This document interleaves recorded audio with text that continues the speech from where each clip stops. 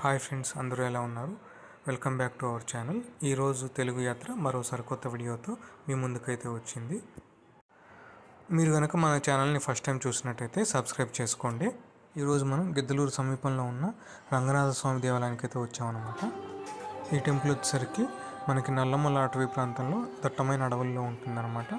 అలాగే ఈ టెంపుల్ ప్రతి శనివారం మాత్రమే తెరిచి ఉంటుంది.